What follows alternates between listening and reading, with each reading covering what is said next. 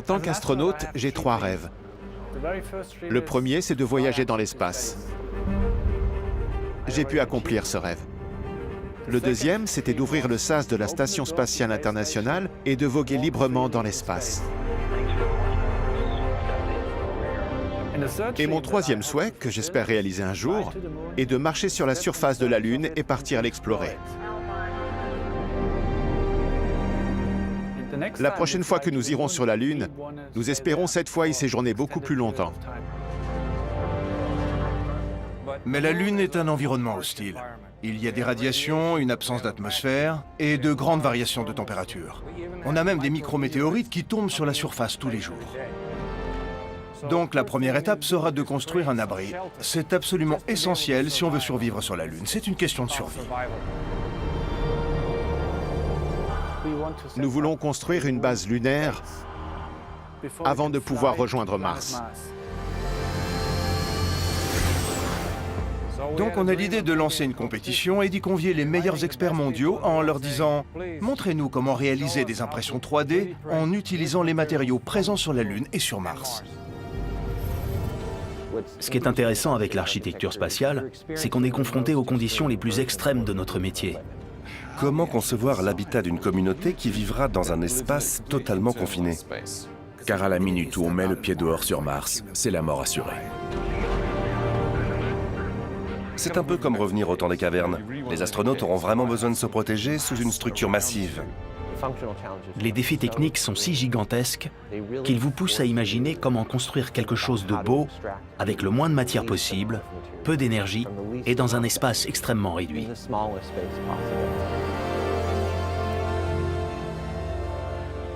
On enverra des machines, et c'est elles qui construiront une multitude de maisons. On construira de grandes structures grâce à de petits robots, à la façon qu'ont les termites de construire leurs termitières. Et les machines continueront leur travail et construiront de nouveaux bâtiments. On pourrait avoir besoin d'un grand restaurant, d'une grande salle de gym, et même d'un bar. On peut concevoir alors des bases habitées, des colonies. Nous construirons tous les bâtiments nécessaires. On est parti du design d'une station spatiale donc qui serait composée de modules, très inspiré en fait de modèles organiques où on a des fleurs, on a des feuilles, mais vraiment dans cette logique d'un connecteur et de pétales qui vont se développer autour.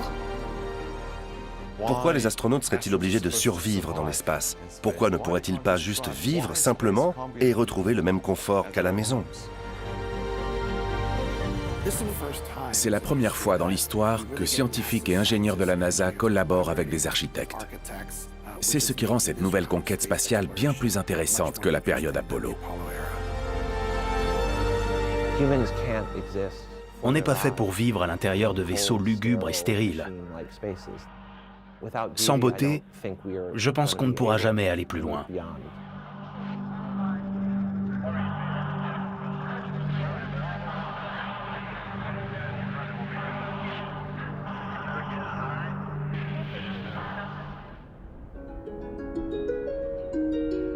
We confirm ignition and the thrust is go. Roger, 11, we'll pass that on and it certainly looks like you're well on your way now. Le nouveau programme spatial de la NASA se nomme Artemis et signe notre grand retour sur la Lune. Nous nous apprêtons à y envoyer un homme et la toute première femme, et cette fois-ci, nous comptons nous y installer durablement. Mais la Lune est un environnement hostile. Donc la première étape est de construire un abri. C'est absolument essentiel si on veut survivre sur la Lune. C'est une question de survie. This Apollo control and we're showing orbital weight now, 138,892.9 pounds. Cut off. Je suis Rob Mueller, technologue principal au Kennedy Space Center de la NASA, SwampWorks. Je travaille à la NASA depuis 33 ans. Ici, on est à High Bay, dans un bâtiment historique. C'est ici même que les astronautes du programme Apollo faisaient leurs entraînements. C'est donc un lieu empreint d'histoire. Mais notre objectif est désormais de retourner sur la Lune. On a donc reproduit un sol lunaire afin de permettre aux astronautes de s'entraîner dans les mêmes conditions extrêmement poussiéreuses qui règnent sur notre satellite. Et donc ici, tous les jours, on marche sur la Lune.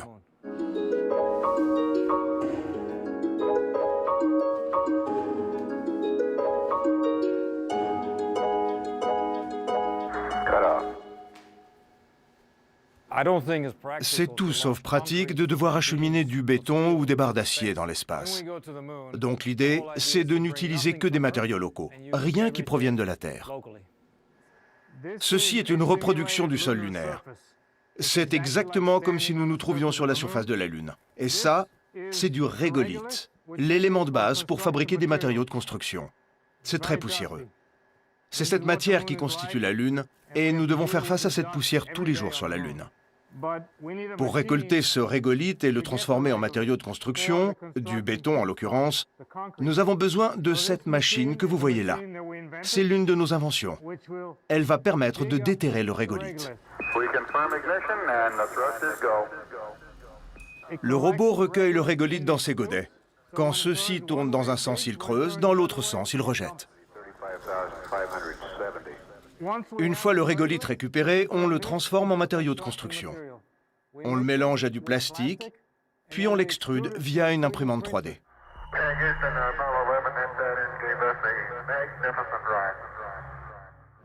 Avec l'imprimante 3D, on place la matière ici même. Ensuite, ces radiateurs le chauffent et l'extrusion se fait par là, couche par couche. On voit bien les couches construites ici. C'est extrêmement solide. Ce qui est intéressant, c'est qu'on peut récupérer ainsi le régolithe avec l'excavateur que je vous ai montré tout à l'heure, remplir l'imprimante 3D avec et fabriquer une roue pour ce même excavateur.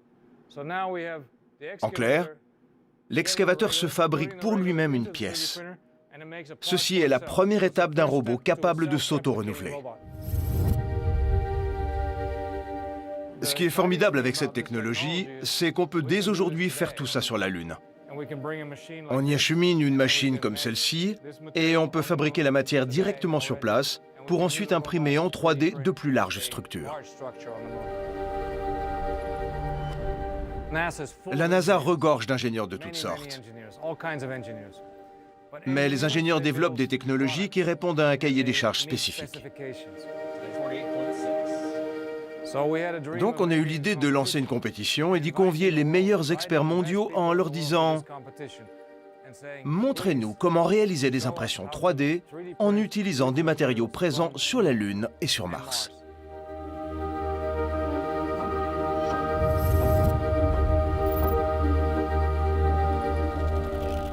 Et nous l'avons fait. Et c'est comme ça qu'est né le Centennial Challenge de la NASA. L'enjeu était donc d'utiliser des ressources locales et de les transformer en matériaux de construction de type béton. Et cela n'avait jamais été fait auparavant.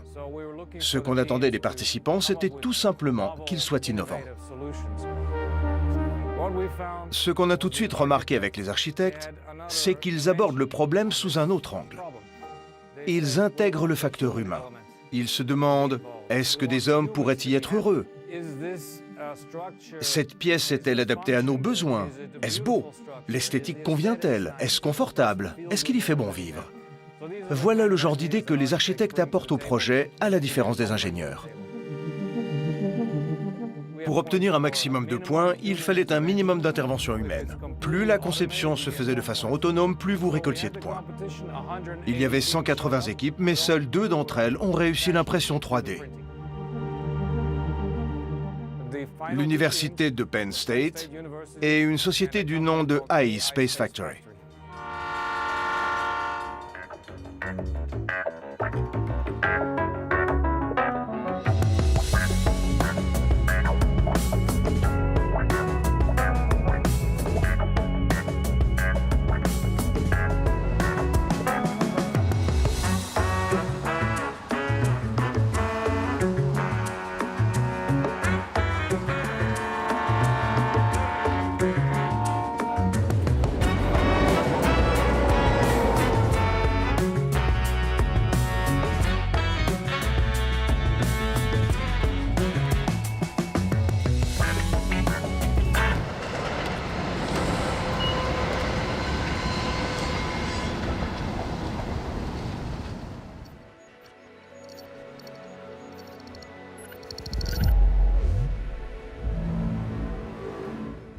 J'ai toujours été fasciné par l'espace.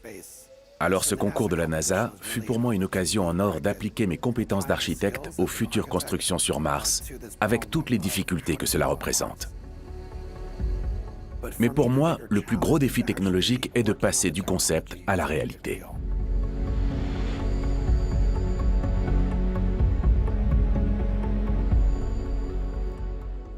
Je suis David Malotte, fondateur et PDG de AI Space Factory.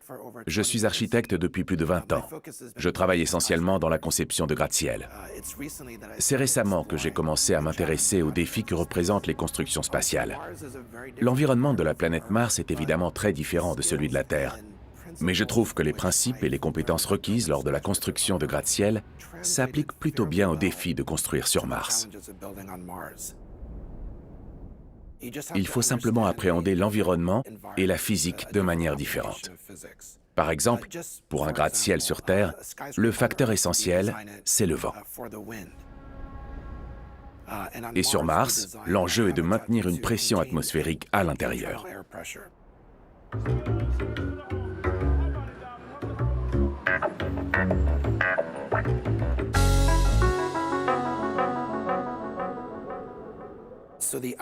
Dans ce cas, le design idéal est une forme ronde, sans angle vif, pour ne créer aucune pression sur la structure. Nous avons alors déterminé que la forme idéale était celle d'un œuf. Puis, on a cherché à l'intégrer davantage au relief martien. Il y a certains détails, comme la façon dont la structure s'évase jusqu'au sol. Je n'en ai pas beaucoup parlé, mais notre source d'inspiration a été le pingouin, avec son ventre qui descend quasiment jusqu'aux pattes. Cela personnifie le design afin que les gens puissent mieux se projeter. Nous avons appelé notre habitat martien Marsha, là aussi dans le but que les gens puissent se l'approprier et l'apprécier.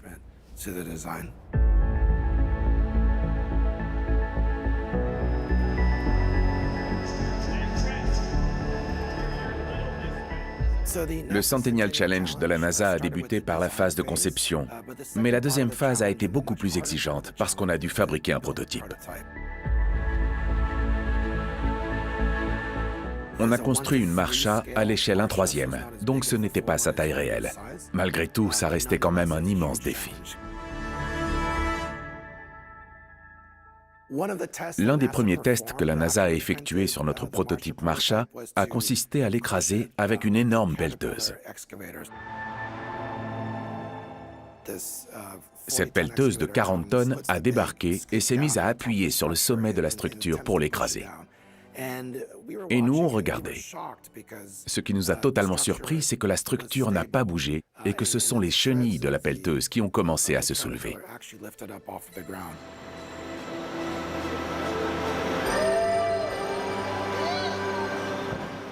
Ce qui voulait dire qu'on avait non seulement un matériau très solide, mais aussi une forme optimale. Et le gagnant est AI Space Factory. Au-delà de ces défis techniques et du simple fait de réussir à survivre physiquement sur la planète Mars, nous avons aussi pensé à la pression psychologique que subiront les astronautes.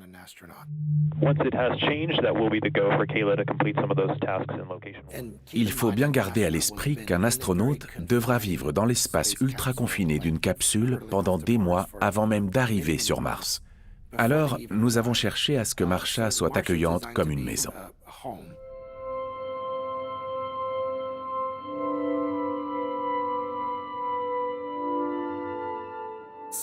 Nous avons donc tout mis en œuvre pour ouvrir les espaces intérieurs, pour créer des perspectives entre les étages, afin de faire oublier cette sensation de confinement. C'est vraiment là qu'entre en jeu le design, où nous pensons à la manière de façonner l'espace intérieur, comment faire entrer la lumière. Cela impacte leur mental, qui est, selon nous, aussi important que le reste, surtout lorsqu'on imagine la durée de leur séjour là-bas. Je ne construis pas pour moi-même. Je me mets à la place des astronautes qui vont occuper les lieux et je cherche à savoir ce dont ils auront véritablement besoin.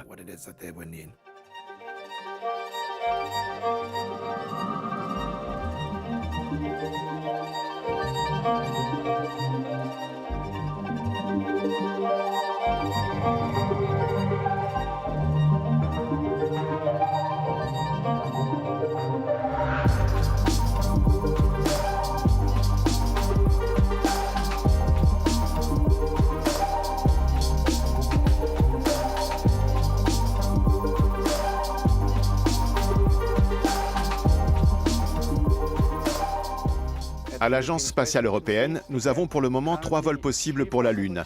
Nous sommes 6 astronautes. Cela me donne donc une chance sur 2 de m'envoler pour la Lune.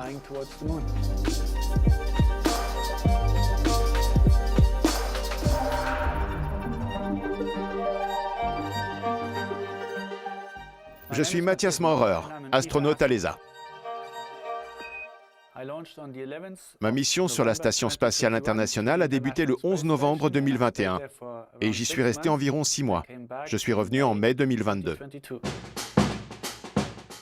Sur la Station spatiale internationale, on se lève entre 6h et 7h30 du matin. Et on travaille jusqu'à 18h, 19h30.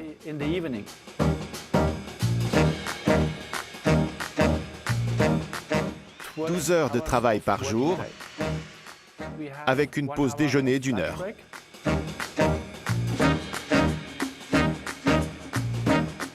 La cuisine a toujours été une pièce centrale. En temps normal, on s'assoit autour d'une table, mais dans l'espace, je dirais plutôt qu'on flotte autour de la table. On se détend autour d'un bon repas et ça facilite grandement les échanges. Socialement parlant, c'est essentiel. Une telle pièce fait moins univers de travail et permet de se sentir un peu plus comme à la maison. On fait 2h30 de sport. Et vers 19h30, on fait le débrief de la journée avec les équipes au sol, on revoit tout en détail, et ensuite, on prépare la journée du lendemain.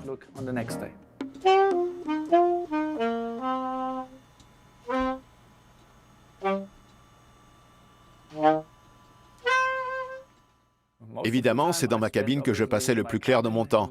C'est là où je dormais. Elle se trouve dans le module Columbus, juste derrière moi. C'est aussi la zone où je travaillais. Mais mon endroit favori dans l'ISS se nomme la cupola. C'est notre fenêtre sur l'univers, ou dans notre cas, la fenêtre sur notre planète. On a une vision à 360 degrés, où nous pouvons observer non seulement la Terre en dessous de nous, mais également l'atmosphère et le ciel nocturne.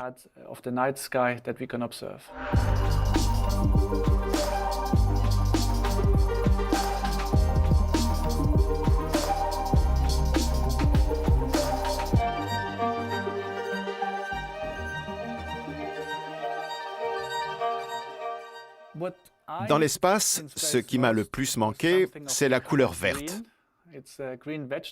Les légumes verts, par exemple, sont très durs à conserver, donc on en mange très peu. On a juste une petite serre avec quelques plantes sur lesquelles nous réalisons des expériences. Le seul véritable moyen de voir du vert, c'est en regardant par les hublots pour admirer la forêt tropicale sur Terre. En dehors de ça, tout est blanc, métallique, avec des câbles qui dépassent un peu partout. Donc c'est vraiment tout ce vert, tout ce qui me rappelle la nature qui m'a le plus manqué pendant ma mission.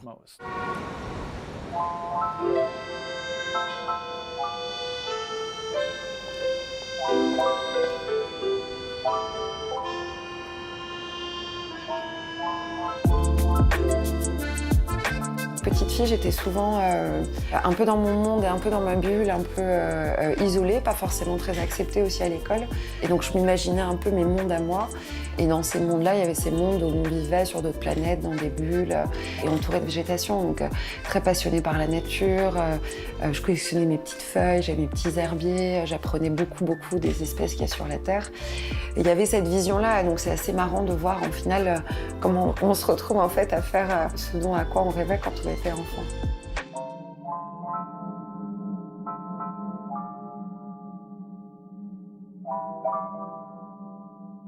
Je suis Barbara Balvisi, la fondatrice et CEO de Interstellar Lab. Pour subvenir aux besoins d'un groupe de 4 astronautes en circuit fermé avec une partie de la nourriture qui vient du lyophilisé, il fallait une serre de 55 mètres carrés. Donc c'est une structure gonflable, déployable, donc on va pouvoir installer sur une surface de planète, donc qu'elle soit la Lune ou Mars, et installer tous les systèmes pour faire pousser les plantes. On est parti du design d'une station spatiale donc qui serait composée de modules gonflables qu'on viendrait plugger ensemble. C'est ce que nous on appelle des biopods, reliés par des connecteurs. Et en fait, ce concept-là de station, très inspiré en fait de modèles organiques, on a des fleurs, on a des feuilles, mais vraiment dans cette logique d'un connecteur et de pétales qui vont se développer autour.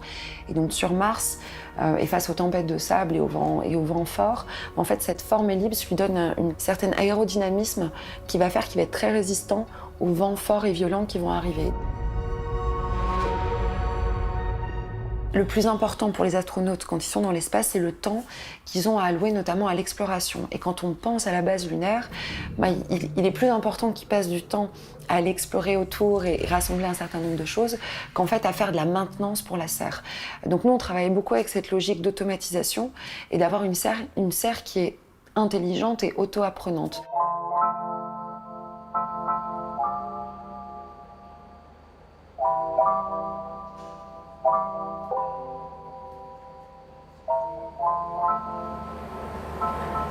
On est dans le biopod, à l'intérieur du premier biopod construit.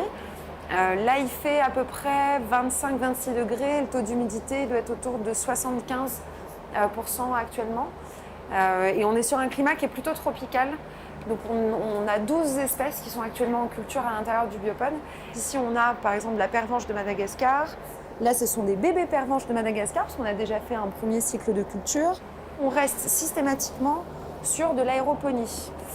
On est sur un système avec des buses qui vont venir vaporiser des gouttelettes d'eau extrêmement fines qui vont être mixées avec des solutions nutritives. On accélère vraiment la croissance. En moins de 3 semaines, on a une plante qui est à âge adulte avec des fleurs. Ici, on a du vétiver, ici, on a du patchouli. Ici, on a des fruits de la passion. On travaille aussi pas mal sur des champignons qui vont venir combler un manque de vitamine C. Tout est complètement mangeable en fait, sans avoir besoin d'être traité, d'être nettoyé derrière ou quoi que ce soit. Il n'y a pas d'opérateur qui commande le biopod. Le biopod de lui-même va recréer les climats et va activer ou désactiver la ventilation, la capture de CO2, le traitement de l'eau en fonction de ses propres besoins. Et donc on est dans cette logique d'optimisation du temps pour des missions futures sur la Lune, du temps des astronautes.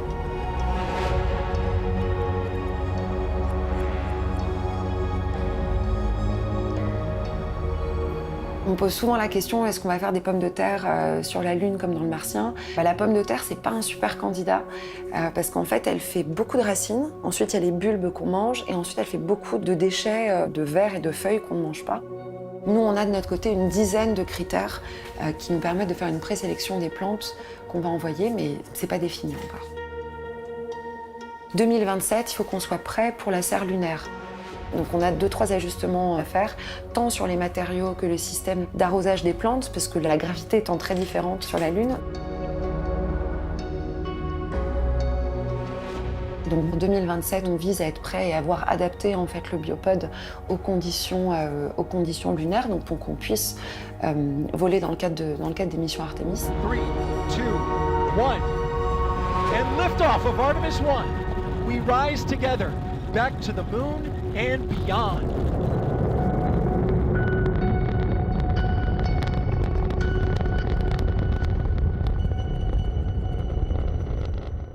Ce nouveau programme spatial s'appelle Artemis.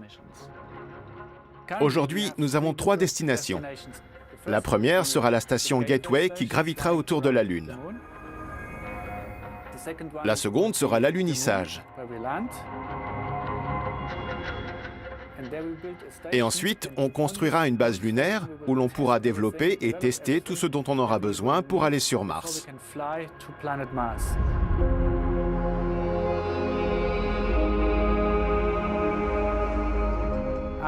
Artemis 1, une mission non habitée autour de la Lune, a déjà été couronnée de succès. Artemis 2 verra les 4 premiers astronautes voler autour de la Lune à bord de la station Gateway.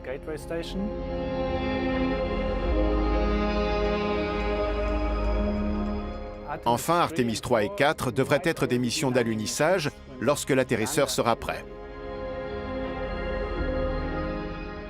La station Gateway ne sera pas acheminée par navette spatiale, à la différence du module Columbus.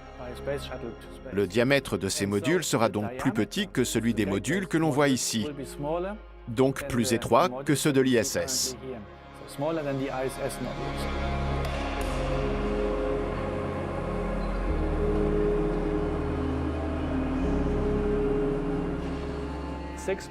Vous pouvez vivre 6 mois sans problème à bord de l'ISS. J'ai même des collègues qui y sont restés 1 an et semblaient heureux. Ils n'ont eu aucun problème d'adaptation. En ce qui concerne la station Gateway, je ne pense pas qu'elle soit assez grande et assez confortable pour y rester autant de temps. Maintenant, malgré cette contrainte de confort, ça restera tout de même un pas de géant pour l'humanité. Both hands down about the 4th rung up. There you go. I guess you're about the only person around that doesn't have TV coverage of the scene. Les missions Apollo ont toutes atterri sur l'équateur lunaire. C'étaient des missions conçues pour de courtes durées. La plus longue d'entre elles n'a duré que 3 jours, avec seulement 3 sorties extravéhiculaires sur le sol lunaire. La prochaine fois que nous irons sur la Lune, nous souhaitons y rester un bon bout de temps. Nous utiliserons un rover pressurisé, capable d'accueillir des passagers pendant 1 mois. Nous nous déplacerons ainsi de zone en zone où l'équipage suivant pourra prendre le relais. On pourra ainsi couvrir une zone beaucoup plus étendue et également atteindre des régions que les astronautes d'Apollo n'ont jamais pu explorer.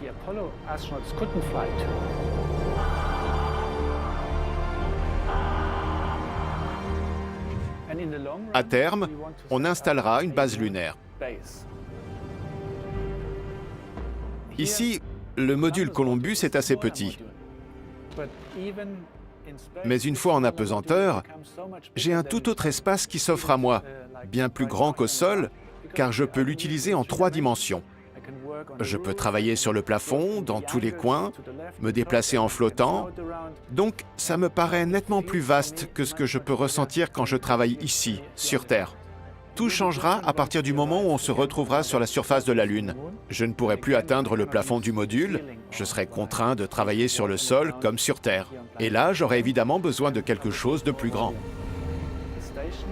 Une station dotée d'espaces de travail et de vie, avec une serre, une salle de sport, une cuisine et des cabines privatives. En gros, tout ce dont on a besoin pour pouvoir vivre comme sur Terre.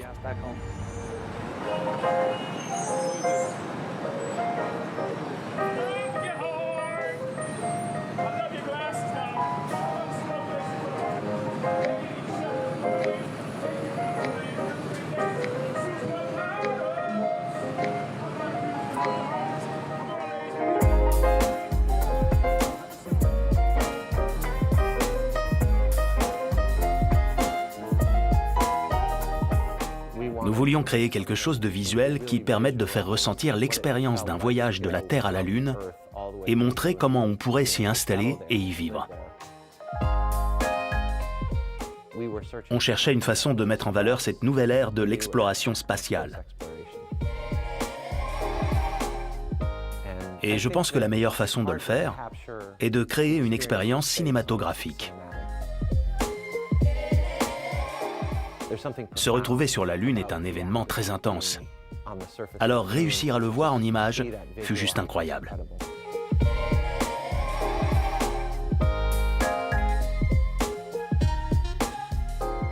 Je suis Colin Coop. Je suis architecte et je travaille pour le cabinet SOM ici à New York. Je travaille sur toutes sortes de bâtiments. Des universités, des centres de recherche, des bureaux, des gratte-ciel, des gares, des aéroports.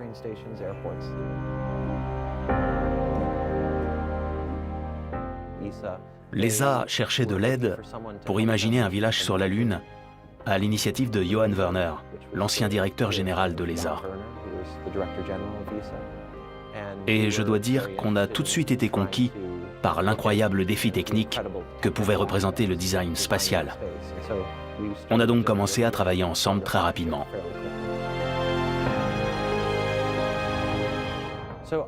J'ai donc dirigé l'équipe en charge de la conception du village lunaire.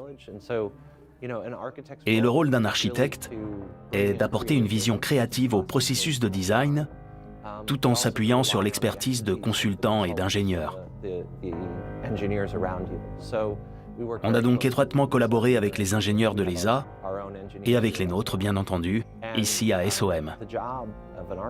Le travail de l'architecte est de résoudre une multitude de problèmes techniques pour que tout fonctionne.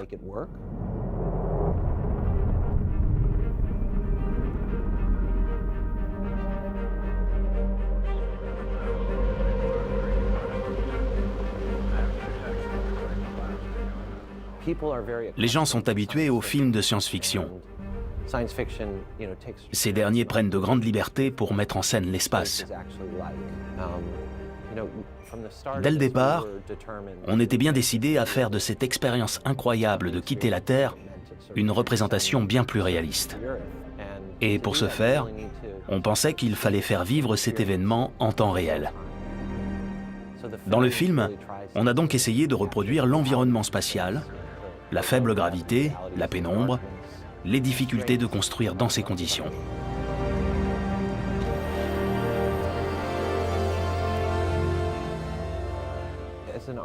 Ce qui est intéressant avec l'architecture spatiale, c'est d'être confronté aux conditions les plus extrêmes de notre métier. On doit toujours trouver le moyen d'ajouter du confort et de l'esthétisme.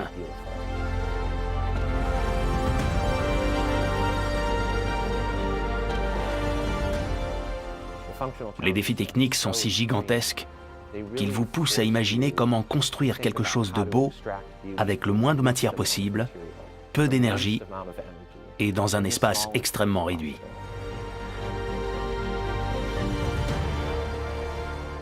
Et je sais que l'ESA se sert beaucoup du film pour montrer au grand public en quoi consiste leur mission et le rôle qu'ils joueront dans la création de cette future base lunaire.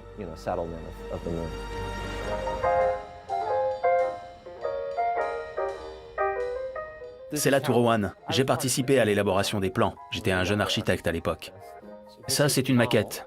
Et si vous regardez là-bas, vous pouvez voir une grue de construction. Eh bien, à côté, ce sont ces bâtiments couleur vert terracotta. Parfois, d'ici, on contemple la vue et c'est incroyablement beau. Parfois, il y a un éclair qui vient s'abattre sur un gratte-ciel un jour de pluie. Cette vision vous remet un peu à votre place dans le cosmos. Beaucoup plus que lorsqu'on est simple passant dans la rue. Le choix du site était extrêmement important. C'était la première étape clé du projet. Sur la Lune, vous avez un cycle de 28 jours. 14 jours au soleil, 14 jours dans l'obscurité. Ce qui veut dire qu'au cours des 28 jours, vous en passerez 14 avec l'incapacité de générer une quelconque énergie. Il faut donc chercher un lieu où le rayonnement solaire est constant, ce qui est le cas aux extrémités de la Lune, au pôle Nord et Sud. Au pôle Sud, il y a une multitude de cratères extrêmement profonds.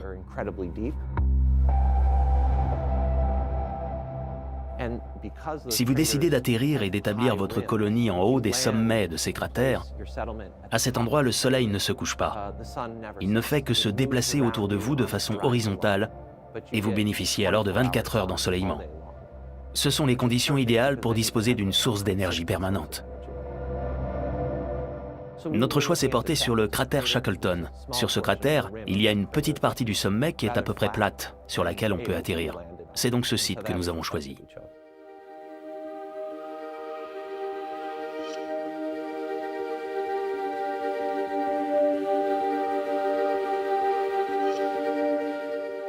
Le concept du village lunaire, l'idée d'une base permanente, est de permettre aux équipages de s'y installer durablement. À partir de là, on doit évidemment commencer à penser à leur bien-être, leur qualité de vie. Or, nous ne sommes pas faits pour vivre à l'intérieur de vaisseaux lugubres et stériles. Nous avons besoin de vivre dans de belles habitations. Nous avons besoin d'espace pour nous ressourcer, dans le calme et la sérénité, d'espaces communs pour converser. Et c'est à l'architecte de créer tous ces lieux.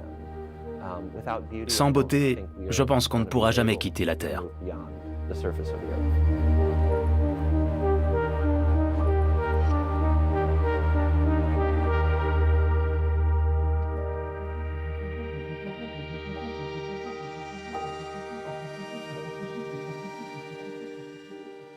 L'architecture spatiale contemporaine dépend des moyens d'acheminement du matériel. Il faut l'intégrer à la charge utile d'une fusée, qu'il s'adapte à l'espace et surtout qu'il soit très léger.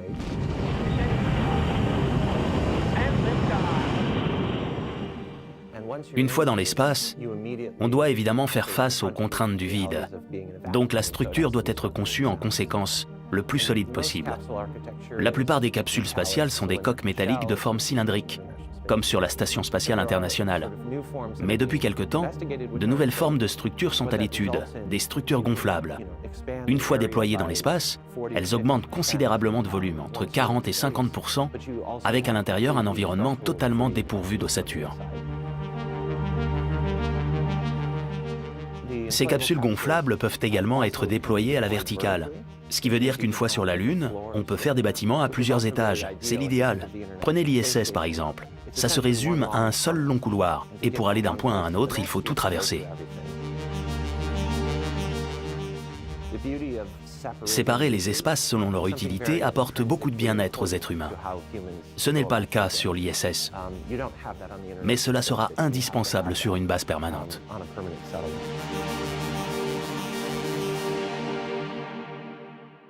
Au regard des avancées scientifiques de ces dernières années, nous semblons nous orienter vers une combinaison de deux techniques. Celle des structures capsulaires associées aux techniques d'impression 3D à base de régolithes.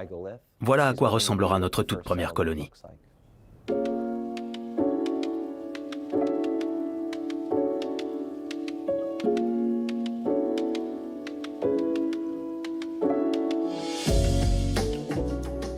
Quand on part sur une autre planète, mieux vaut voyager léger et compact. C'est pour ça que beaucoup de nos conceptions sont des structures gonflables. Mais une fois dans l'espace, les astronautes sont immédiatement exposés aux radiations. Donc on se servira d'imprimantes 3D pour construire de larges structures à coque qui serviront de boucliers de protection pour nos habitats. C'est un peu comme revenir au temps des cavernes. Les astronautes auront besoin d'une structure massive au-dessus d'eux qui les protège de toutes les radiations.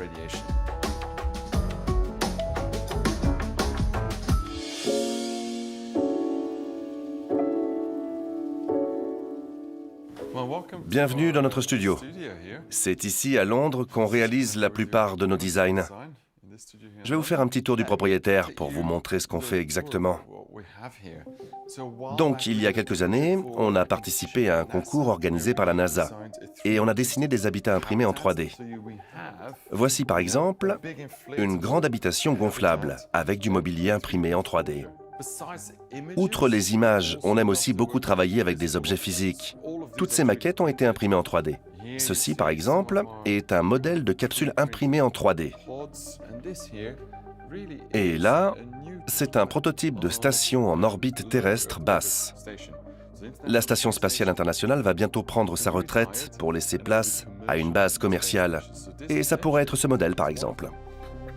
On a même une petite réplique de la Lune, tout simplement parce qu'on travaille en ce moment sur le design d'une nouvelle base pour l'ESA. Et là, c'est le bar. Si la base lunaire doit accueillir 150 personnes, il leur faudra bien un bar.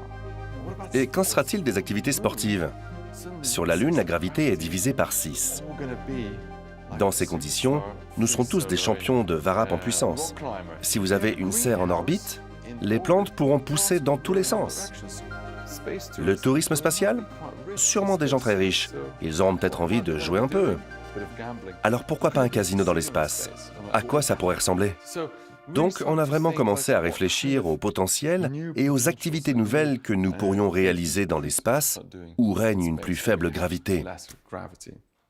Je suis Xavier de Castelier, responsable du design et de l'innovation chez Hassel Studio.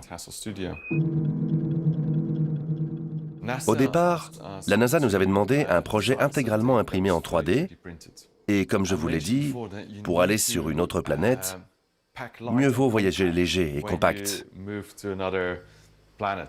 parce que ça coûte très cher. Généralement, une imprimante 3D est plus imposante que le résultat de son impression. Et nous trouvons complètement absurde de devoir en envoyer une gigantesque sur Mars. En y réfléchissant bien, on s'est dit qu'au lieu d'une grosse machine, on en enverrait plusieurs petites.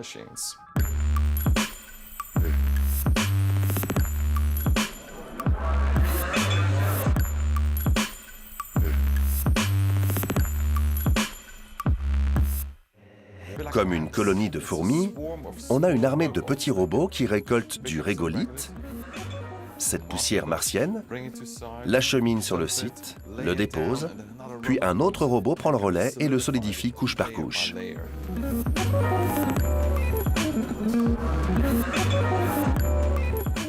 C'est grâce à cette multitude de petits robots qu'on parvient à construire de larges structures. C'est ce qu'on appelle la robotique en essaim. Un peu à l'image des termites avec leur termitière. Le problème, c'était qu'une fois le travail des robots achevé, impossible de les réutiliser. C'est un peu du gâchis. Imaginez, à peine arrivé sur Mars et on se retrouve déjà avec des tas de carcasses de robots sur les bras. Il fallait absolument trouver une alternative. Et on l'a trouvé. Nous avons rendu les robots modulaires. On les a construits comme des Legos. Donc on a différentes pièces comme une roue, un lot de batterie ou un extracteur. Et les robots peuvent eux-mêmes se reconfigurer. Ils sont modulables. Ils peuvent changer de fonction et d'utilité. Donc une fois qu'ils ont fini de construire le bâtiment, ils peuvent changer de forme et passer à une autre tâche. Tout est réutilisable. Si par exemple, seulement la moitié des robots arrivent à destination, aucun problème. Avec moins d'éléments, la construction prendra juste un peu plus de temps. Pareil que les termites. Si on enlève la moitié de la colonie, la termitière survit. Ce sera moins efficace, mais ça marchera encore.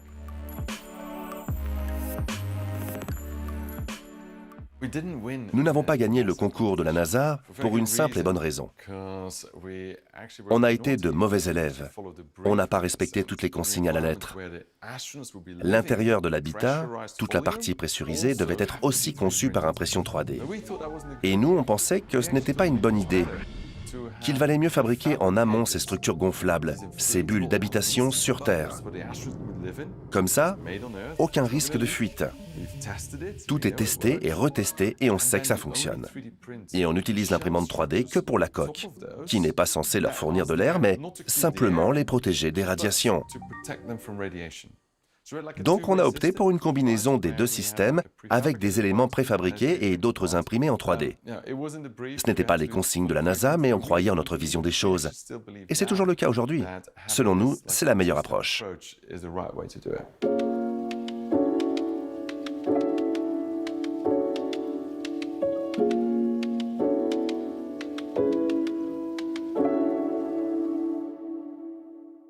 Voici la maquette du projet.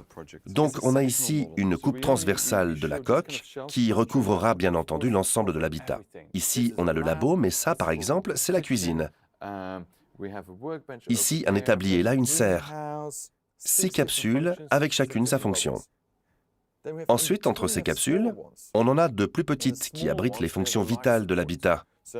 La production d'oxygène, le recyclage de l'eau, tout se passe dans ces petites bulles qui alimentent les plus grosses. Ces petites capsules possèdent 3 sorties, ou 3 portes, qui donnent accès aux capsules de gauche et de droite, et à l'extérieur. Pour ce qui est de l'extérieur, ça permet d'accéder aux combinaisons spatiales pour que les astronautes puissent réaliser leur sortie extravéhiculaire.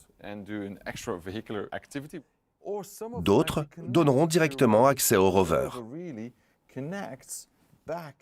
Le rover vient se plugger à la base ici même pour permettre aux astronautes de monter à bord facilement et partir explorer Mars. Si maintenant on regarde dehors, on voit également tous nos robots modulaires qui ont imprimé la coque de l'habitat. C'est conçu pour 6 astronautes, mais on espère pouvoir en accueillir le double. Pour l'instant, ce ne sont que des chambres simples, mais en mettant des lits superposés, on devrait pouvoir monter jusqu'à 12 occupants. Les capsules sont organisées de manière circulaire. Pourquoi ? Imaginez qu'une grosse avarie se produise, comme une fuite par exemple. Les astronautes doivent pouvoir évacuer le plus vite possible. Avec ce système, ils peuvent s'enfuir par la gauche ou la droite ou verrouiller la capsule. L'intérêt, si une capsule dysfonctionne, c'est qu'ils pourront toujours accéder au reste de la station. Au départ, on avait dessiné une structure en étoile. Sauf qu'en cas de problème, dans la capsule centrale, on se retrouvait coincé dans l'une des parties de la station. C'est donc pour des raisons de sécurité, d'évacuation, qu'on a opté pour une forme circulaire. Ça prendra environ 3 ans pour construire cette grotte. Tout ce qu'il y a à l'intérieur arrivera avec les astronautes. Donc, à l'arrivée, ils emménageront dans cette grotte vide.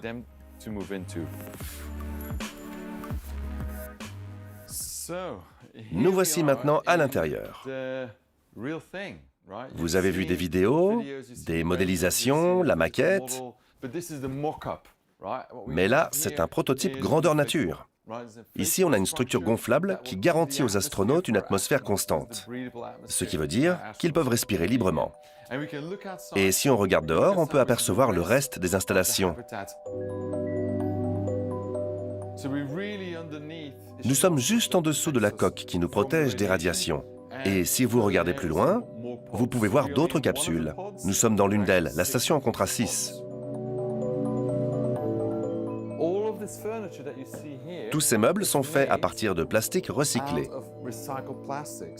Chaque repas ou expérience menée par les astronautes produira des déchets plastiques. Et ces déchets serviront à fabriquer ces meubles en utilisant une imprimante 3D.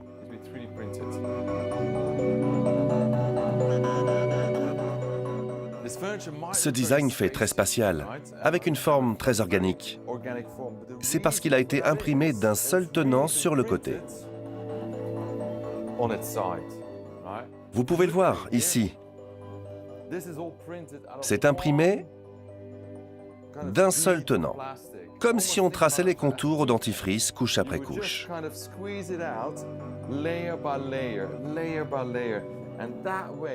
De cette façon, on obtient cette chaise qui ressemble d'ailleurs plutôt à une chaise longue. Au final, sur Mars, plus on recycle, plus on fabrique de meubles.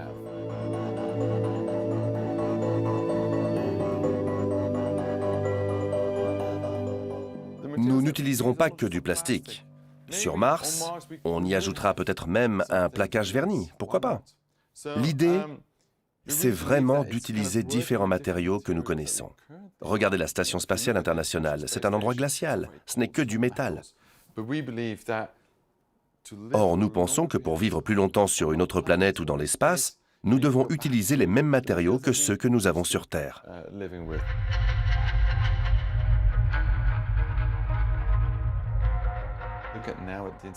Prenez la Station spatiale internationale. Je ne sais pas si vous avez eu l'occasion de bien voir l'intérieur. C'est un immense bazar. Des ordinateurs portables partout, des bandes adhésives, des câbles. Est-ce que quelqu'un aimerait vivre là-dedans? Je n'ai toujours pas compris pourquoi les astronautes seraient obligés de survivre dans l'espace. Pourquoi ne pourraient-ils pas juste vivre simplement et y retrouver le même confort qu'à la maison?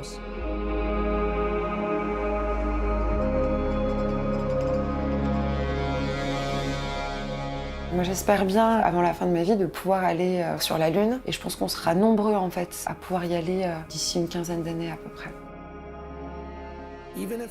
Même si ce que nous faisons chez iSpace Factory ne permet pas de nous amener tout de suite sur Mars, nous aurons au moins défini une vision et posé les premières fondations.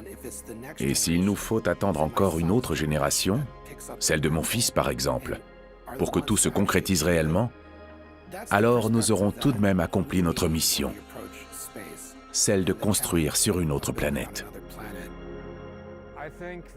Je pense que les premiers villages lunaires et martiens ressembleront à nos villages sur Terre.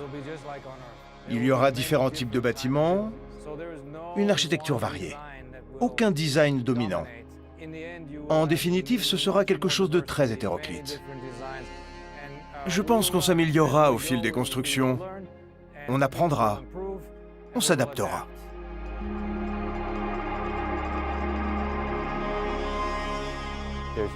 Il y a une magnifique citation d'Igor Stravinsky. Il avait donné une conférence à l'université d'Harvard sur le syndrome de la feuille blanche et comment cela pouvait paralyser un compositeur. Sa solution, se donner des contraintes. Il impose par exemple que ce soit une symphonie, qu'on intègre un solo de violon, et chaque nouvelle contrainte permet d'être plus inspiré. Eh bien, je suis parfaitement d'accord avec son raisonnement.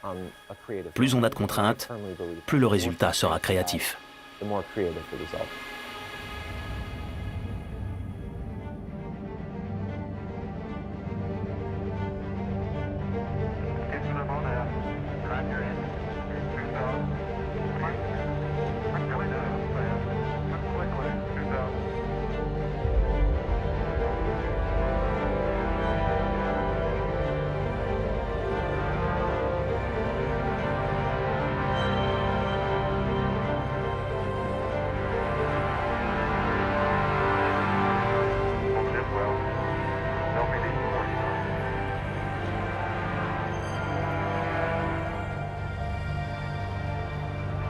Right on.